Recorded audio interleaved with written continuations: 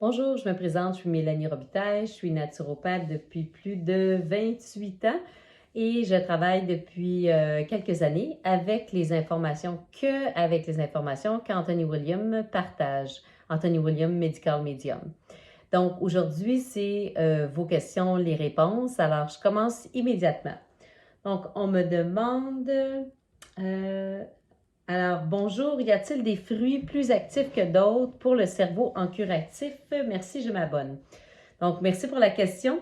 Oui, l'aliment numéro un pour le cerveau, c'est le bleuet sauvage. C'est pour ça que c'est lui qui a sur la page de couverture du livre Brain Saver.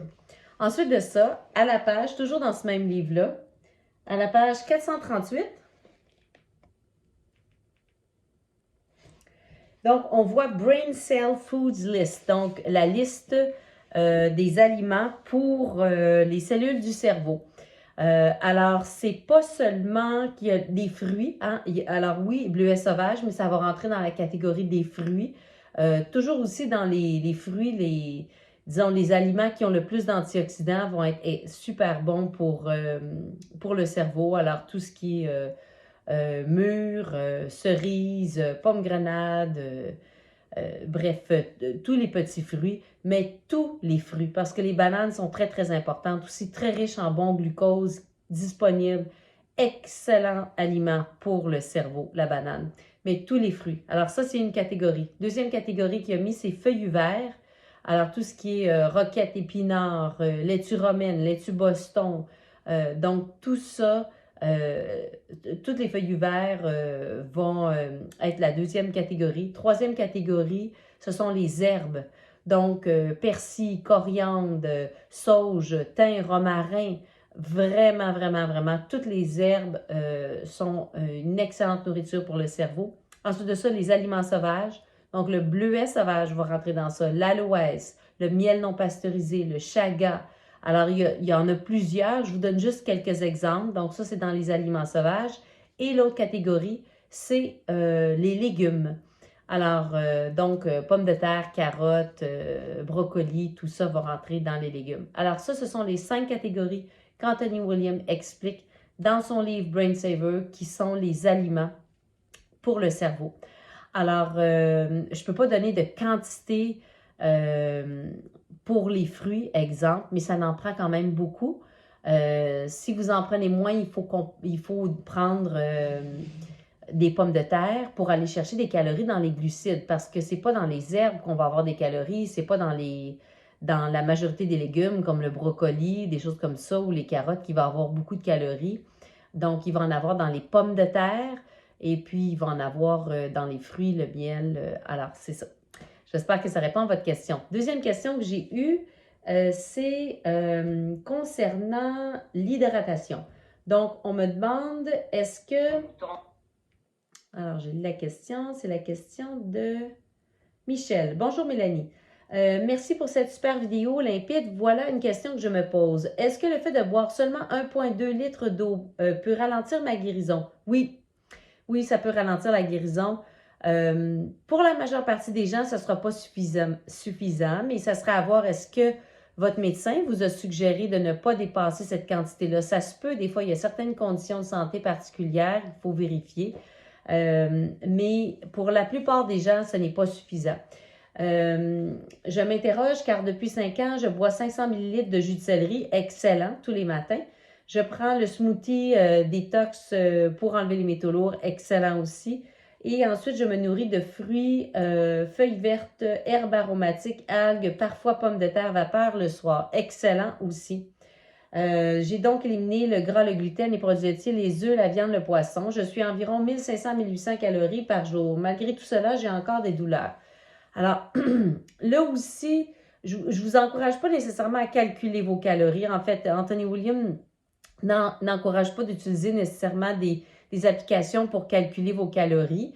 Moi, je l'ai fait un petit peu au début pour vraiment prendre conscience que je ne prenais pas suffisamment de calories. Et puis, pour m'habituer à manger un petit peu plus de volume de fruits, exemple, de pommes de terre. donc de bonnes sources de glucose, parce que c'est pas dans les brocolis, c'est pas dans le céleri, c'est pas dans les épinards qu'il va y avoir la majeure partie de nos calories. Par contre, ces aliments-là sont essentiels. C'est dans les fruits, les pommes de terre, les courges, des choses comme ça.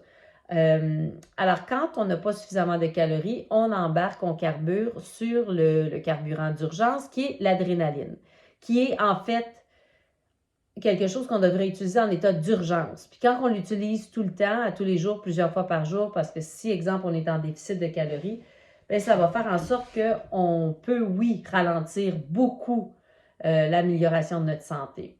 Alors, ça serait à voir. Je peux peut-être juste vous dire que moi, personnellement, c'est vraiment pas suffisamment de liquide, puis ça serait pas suffisamment de calories non plus. En tout cas, le 1500, c'est certain, 1800, en tout cas, je suis sûre que je dépasse ça beaucoup tout le temps, tous les jours. Alors, j'espère que ça répond à la question. Merci, excellente question. Puis, super bon travail, continuez. Vraiment, c'est super bon. Des fois, c'est juste des petits ajustements, puis ça va faire toute la différence au monde. Une autre question, Audrey, merci pour la vidéo et les réponses. J'ai quelques questionnements supplémentaires. Fatigue chronique depuis 7 ans. Depuis quelques semaines, j'ai coupé tous les gras. Super, bravo. Le matin, j'ai intégré 500 ml d'eau et le jus d'un demi-citron, 500 ml de jus de céleri ainsi que le smoothie détox pour enlever les métaux lourds. Salade de pommes de terre ou patates douces le midi et le soir. Je mange beaucoup de fruits en collation. Excellent, excellent. Au début, j'avais un peu plus d'énergie, mais lorsque j'ai ajouté le jus de citron, le jus de céleri et le smoothie, mon énergie s'est mise à diminuer. Mes douleurs articulaires ont augmenté de beaucoup, brouillard mental a augmenté, mais différent. Plusieurs boosts d'adrénaline au courant de la journée. J'ai vraiment beaucoup plus froid qu'auparavant. Urine transparente et aux 15 minutes, découragement. Avez-vous une idée de la cause de la détérioration de ma condition ou est-ce simplement que ce n'est pas pour moi? Peut-être un détox trop rapide. En espérant que ma question puisse aider d'autres gens dans la même situation. Merci encore. Excellente question aussi. Alors, ça peut être plusieurs choses. L'hydratation, ce que je viens d'expliquer à Michel, la réponse pour la question de Michel, ben, ça s'applique aussi à votre question. Donc, je m'assurerai de boire suffisamment de liquide hydratant. Ce qu'Anthony William explique qu'il va nous hydrater, l'eau citronnée, l'eau de coco, dans les principales, il y a aussi, c'est sûr, il va y avoir des jus de légumes, frais extraits. Et je veux juste aussi vous ramener à ce livre-là. Alors, Cleanse to Heal en anglais. Il est traduit en français en Europe. Il s'appelle Purifier pour guérir. Et puis, dans les 3 cures, en fait, il explique plusieurs cures dans ce livre-là, mais dans 3 des multiples cures. Alors, la cure 369 avancée, la cure 369, simplifiée, et la cure 369 originale. Si on regarde la quantité de liquide qui est vraiment écrite, donc il va suggérer, exemple, 2 tasses d'eau citronnée le matin, dès qu'on se lève, et de boire 1 litre d'eau durant la journée et 2 tasses d'eau citronnée le soir. Donc ça fait 2 litres. Et quand c'est la cure avancée, c'est un petit peu plus. C'est 2 tasses de plus qui est pris, qui va faire 2 litres et demi. Tout ça parce que si on ne s'hydrate pas assez, les toxines restent emprisonnées dans notre corps et puis on a besoin de l'hydratation pour les sortir.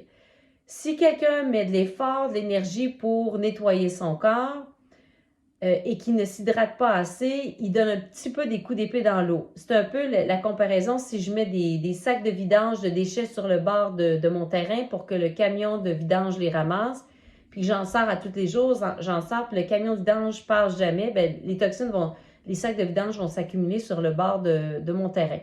Alors, c'est vraiment important de s'hydrater. Ce serait juste de voir, est-ce que c'est simplement que ça n'a pas été écrit dans la question ou bien vous avez, ou bien c'est quelque chose que oui, ça peut donner une partie de la réponse.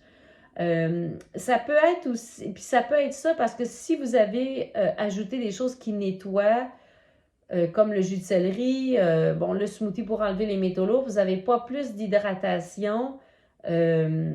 Vous avez aussi diminué le gras qui est excellent. Donc, vous permettez au foie de sortir plus de toxines. C'est très important de bien s'hydrater pour éliminer les toxines. Il pourra avoir plein d'autres choses aussi. S'il n'y a pas suffisamment de calories, ça peut expliquer qui fait que vous avez froid, ça se peut. Il peut y avoir d'autres explications aussi, des fois quand le foie surchauffe énormément, puis qu'on ajoute quelque chose comme le jus de céleri qui va permettre de diminuer cette surchauffe-là au foie. Ça fait un gros écart de température, disons, en dedans, qu'on peut sentir et qui va faire qu'on va sentir le frisson. C'est plus le fait de l'écart de température qui va causer ça. Moi, ça m'a fait ça au début quand j'ai commencé à mettre en place les informations qu'Anthony William partage dans ma vie. Et puis, j'ai plus ça du tout. Donc, ça a été temporaire. C'est parce que j'avais un foie qui était vraiment surchargé. Et puis, l'autre chose, ben c'est ça, ça se peut. Il peut y avoir plusieurs choses, mais commencez par ça, voir si ça vous aide. Et puis, vous allez pouvoir voir, là, faire des ajustements. Mais commencez par ces choses-là. Hydrater un petit peu plus. Puis aussi, il y a les feuillus verts. Donc, de voir, est-ce que vous avez suffisamment de feuillus verts dans votre alimentation? C'est très, très, très important, ça. Les feuillus verts, comme ce qu'Anthony William explique ici, dans ce livre-là, moi, je n'avais pas réalisé à quel point c'était important, les feuillus verts. Les feuillus verts, c'est les sels minéraux. C'est notre source de sels minéraux. Et les sels minéraux, les minéraux, le cerveau est comme un aimant à minéraux parce que l'électricité circule grâce aux minéraux, comme à l'extérieur du corps. Hein? On a un fil électrique, on a besoin pour que l'électricité circule, on a besoin d'avoir des métaux, le métal qui va faire circuler ça. Alors, les minéraux dans notre corps, le cerveau va beaucoup, il va être comme un aimant pour les absorber parce que ça va permettre à ce que l'électricité circule bien dans notre cerveau. Et puis, malheureusement, va attirer les métaux lourds aussi. Mais on n'était pas supposé d'avoir des métaux lourds sur la planète, ce qui est écrit dans ses livres, dans son livre Brain Saver, c'est-à-dire, donc, on veut se débarrasser des métaux lourds, mais on veut avoir beaucoup de sels minéraux, puis ça, c'est les feuillus verts. Et ça va avoir un impact sur le brouillard mental que vous avez expliqué, ça va avoir un impact aussi au niveau de l'énergie, ça va avoir un impact un petit peu sur tout.